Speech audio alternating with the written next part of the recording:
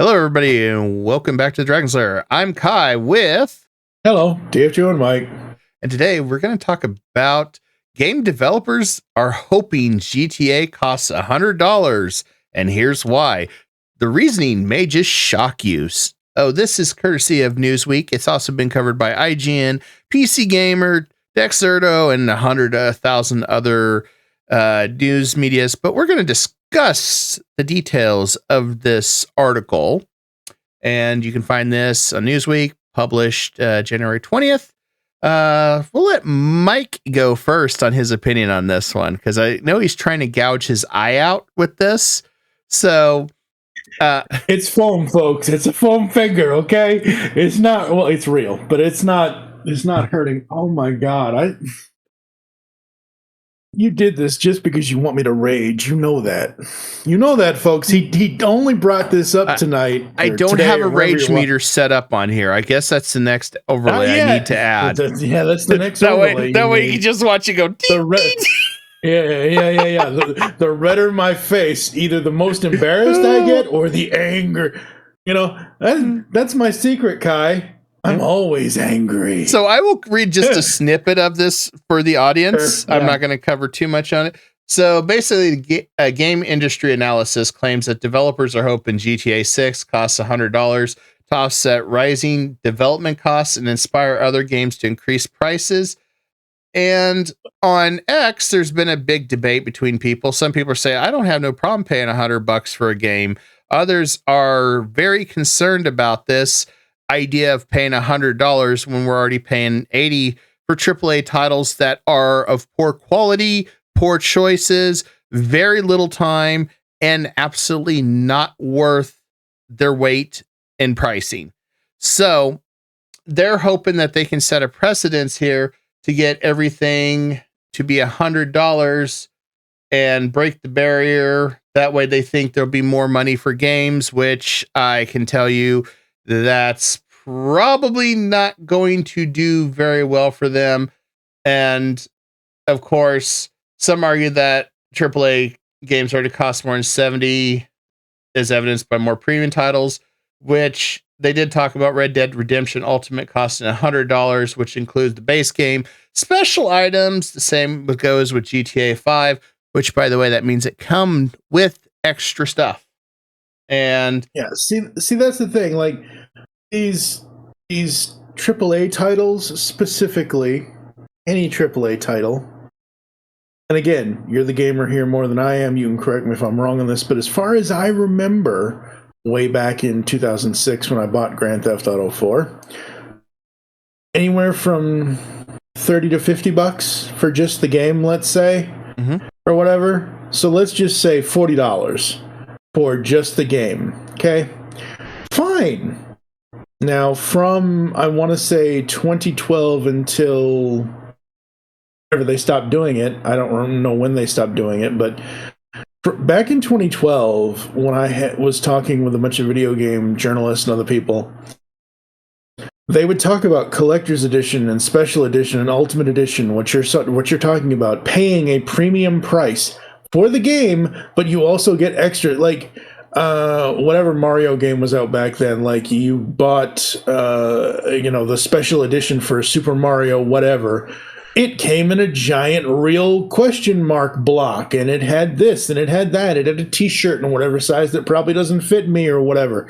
It had this, it had that, it had posters. It's kind of like getting a special issue of Nintendo Power where they include a free poster with it or something, kind of thing.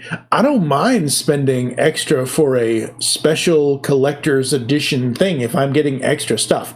But spending $100 just for the game, that game better be number one, complete. Number two, it better have all DLC included. Now, I know technically downloaded content comes out later after the publishing of the game, but seriously, if you're going to charge us $100 up front, you better give us everything. So when it comes to the actual game itself. So I'm going to switch here on this screen, and I'm going to take you to another screen here real fast. This is courtesy of AI, just pulling this quick fact sheet up here, but we're going to talk about this here briefly. Mm-hmm. So when we're looking at this, prices for Super Nintendo, so we're going to go back to 1990s. Super Nintendo games, Nintendo games is about 30 to 40 for brand new games back in the 80s. 90s, you moved to Super Nintendo, which was anywhere from 20 to about $50. And then, of course, N64 games were anywhere between $20 to $70, depending on what it was. So a lot of people are trying to compare this to inflationary prices, saying, okay, well, today that'd be $120, $140. Here's the problem with this. Yeah. The games usually back then had a longer duration of time, had more quality, had more goodies built into it. Like you stated, whether it be a cloth map, or it had packaging, or it had a book that had all sorts of art in it. It had everything you could think of. So they gave you more for your money. Today, everything is digitalized. They have taken away physical media, and they said, oh, when we did digital, it's going to be way significantly cheaper in distribution. The problem has become now you are getting less for your money, less quality gameplay for your money. Now, that's not saying GTA 6 may not be stellar for gameplay or Red Dead. We're talking about most AAA game companies today, such as everyone's favorite Ubisoft, that is bleeding money and looking like they're ready to go broke. So if you imagine trying to pay $100 for a product that is garbage, people aren't just going to buy it. And especially with inflation prices going up for food, rent, gas, everything, especially during this weather conditions right now, because a lot of people are having to pay more in heat bill. People aren't going to spend that money. They're going to spend it elsewhere. $100 for a game that, and the argument is, oh, well, you get cheaper time, or somebody says, well, you could spend $60 at the movie. And this is arguments on X, because people have been going back and forth. Well, yeah, you spend 2 hours in a movie for $60 with somebody else on X, from X. But here's the thing with that. That's your choice on that. I can also choose not to play a game that's $100 because I don't want to waste my time on poor quality or bugs, or that not working half the time, or incomplete, or additionally, these game companies immediately will throw out DLCs and extra things such as season passes that already choke the system down as much as it is. So this is why we need the return of the free demo disc. Yeah. And like Steam's been offering a lot more demo games so you can try stuff. Hell, even Koei Tecmo released a demo of Dynasty Warriors Origins, which gives you a sample of it, which is really cool. That's a good thing to be able to demo and play it, but that doesn't stop the fact that the quality of games has dropped, but they're expecting more for that. And of course, people go back to the old days of Nintendo and Sega, but those games were complete and they didn't have near as many bugs or issues, or they didn't throw extra packs. If there was, for example, StarCraft, PC gaming, they had a whole complete expansion pack for StarCraft Brood Wars. That was something people paid for. Today's market, StarCraft, you'd be paying $20 for extra skins, $30 for extra units, $40 for this. Oh, if you want to unlock the special missions, that'll be another $50.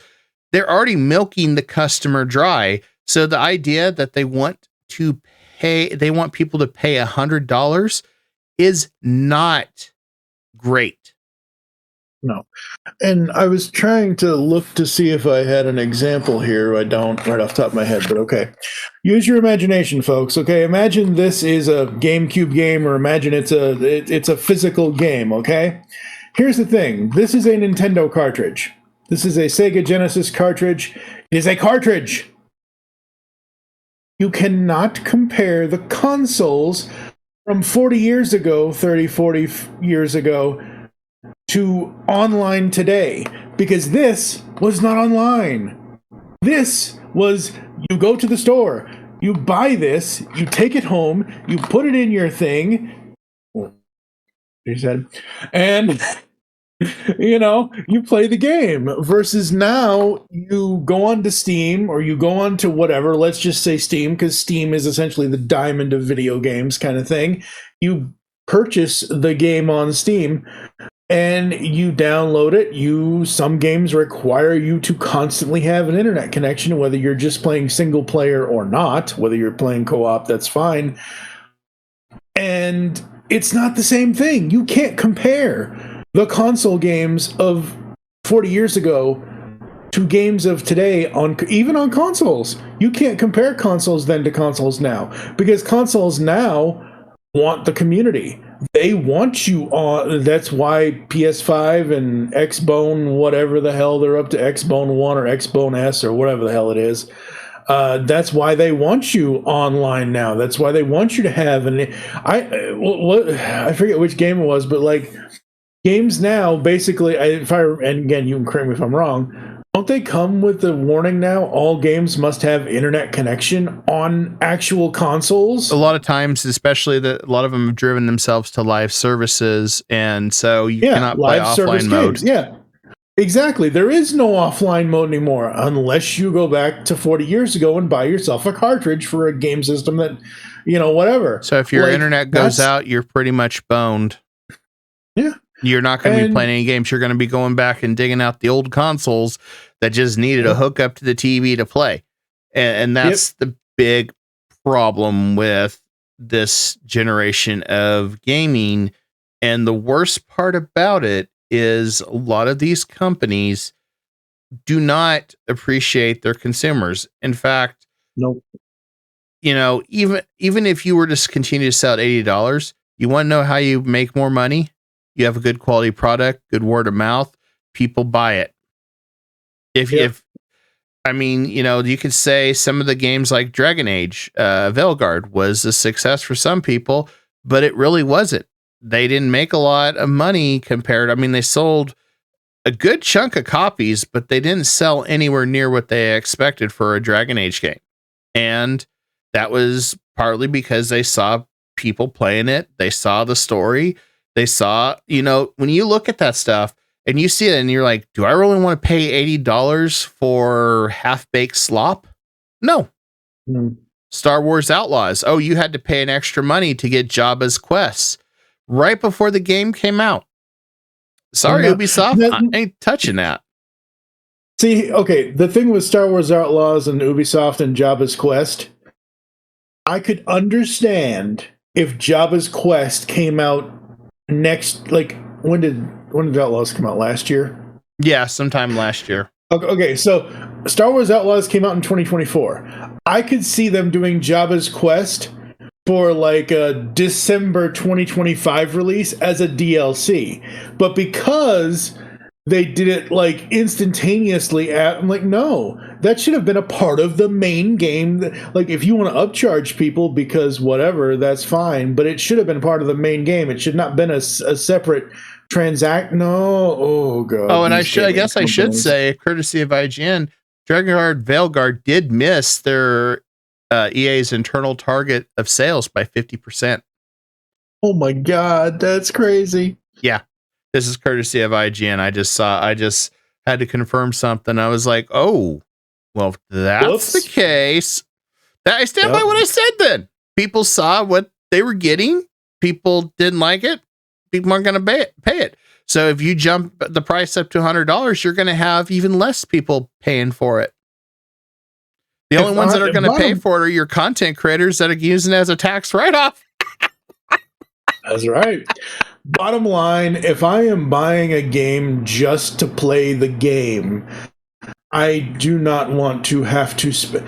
The only way I'm spending $100 on a video game is if it comes with like limited edition, special, physical items. That's it. Even if it's a digital game, I don't care. I want, like, you purchase whatever, insert game name here on Steam.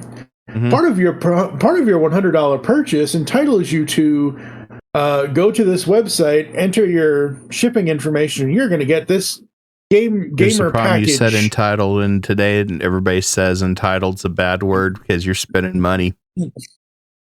Yeah, okay, I understand that, but again, no, I know what you're saying though. But my point is though, if I'm not saying I'm not mercantilism, a trade of whatsoever. goods and services. If I want to buy your game, I want a map. I want, art book. I want all that good stuff that used to come with the packaged game, like in Lunar. Yeah, I don't know. Gaming industry, it's nuts. Gaming industry. Well, I think that's going to wrap it up here, folks. Don't forget to like, share, and subscribe. And stay tuned for more news with Kai and If you and Mike. We'll see you soon. Later.